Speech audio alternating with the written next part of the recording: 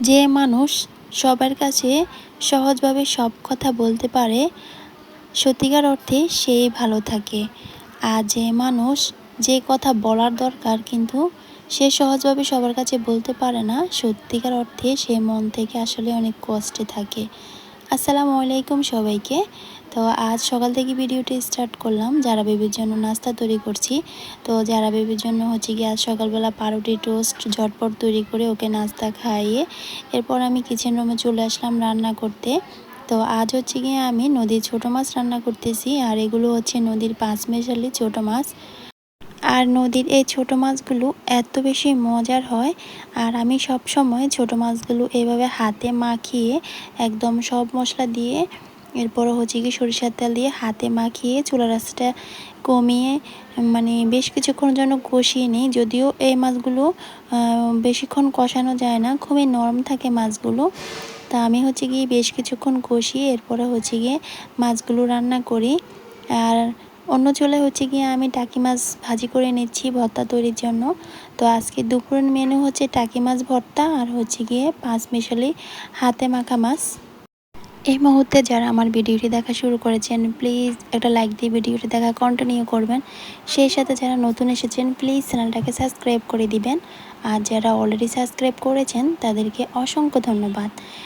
এই তো আমি পাঁচমিশালি মাছগুলো বেশ কিছুক্ষণ কষিয়ে এখন পরিমাণ মতন ঝোলের পানি দিয়ে এরপর আমি চুলার আঁচটা বাড়িয়ে দিয়ে মাছগুলো রান্না করে নেব। আপনারা আমার ভিডিওর থাম্বনেল বা টাইটেল দেখে তো বুঝতেই পেরে গেছেন যে আমি ভিডিওতে কি বলতে চাই বা কি দেখাবো আপনাদেরকে। তো অবশ্যই দেখতে থাকুন আমার ভিডিওটা শেষ পর্যন্ত, তারপরে হয়তো জানতে পারবেন আমি কি বলতে চাই। তো বাইরে হচ্ছে কি আজ অনেক সুন্দর রোদ উঠেছে। তো আমি হচ্ছে কি এরই মধ্যে রান্নাবান্নাও কমপ্লিট করে নিলাম। এই তো আমার রান্না হয়ে গেছে, আর গুঁড়া মাছের তরকারিটা দেখতে মাশাআল্লাহ অনেক সুন্দর হয়েছে আর খেতেও অনেক বেশি মজার হয়েছিল। আর এই দিক দিয়ে আমি টাকি মাছের ভর্তাটাও তৈরি করে নিয়েছি। এই তো আমার টাকি মাছের ভর্তাটাও রেডি। রান্নার ফাঁকে ফাঁকে আমি ঘর দোরগুলো ক্লিন করে নিয়েছি।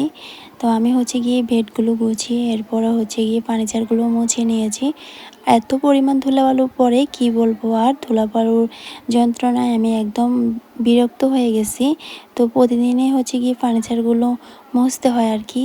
আর আমার যারা বেবির জন্য তো ঘর দোরগুলো গুছিয়ে একদম রাখা যায় না, ও হচ্ছে গিয়ে একদম ঘরের খাতা বালিশ এগুলো নিয়ে খেলা করবে। আর হচ্ছে গিয়ে ড্রেসিং টেবিলের যে কসমেটিক্সগুলো আছে ওইগুলো একদম সব কিছু গুছিয়ে খাটের উপর নিয়ে এসে সাজুগুজু করবে, খেলা করবে, এই হচ্ছে ওর খেলা।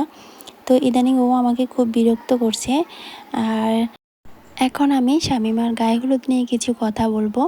তো শামিমার গায়ে হলুদের ভিডিও হয়তো অনেকেই দেখেছেন। গায়ে হলুদের সাজে শামিমাকে মাশাআল্লাহ অনেক বেশি সুন্দর লাগছিল। আর মিথিলা সোনিয়া আপু সবাইকে অনেক বেশি সুন্দর লাগছিল, বিশেষ করে সবুজ শাড়িটা যে পরেছিল গায়ে হলুদে তাদেরকে সবাইকে অনেক বেশি সুন্দর লাগছিল। তো শামিমা মেয়েটা অনেক ভালো একটা মেয়ে। ও হচ্ছে কি সোনিয়া আপু যখন ভিডিও করে আমি খেয়াল করলাম ও হচ্ছে কি ভিডিওতে খুব বেশি একটা আসতে চায় না। শামিমাকে যখন ওর আব্বু আম্মু হলুদ দিচ্ছিল তখন ওদের চোখের পানি দেখে সত্যি আমারও চোখের পানি আমি ধরে রাখতে পারলাম না। মনের অজান্তে আমারও চোখ দিয়ে ঝরঝর করে পানি নেমে আসছে। সত্যি অনেক খারাপ লেগেছে। পরিবারের ছোট মেয়েটার বিয়ে হয়ে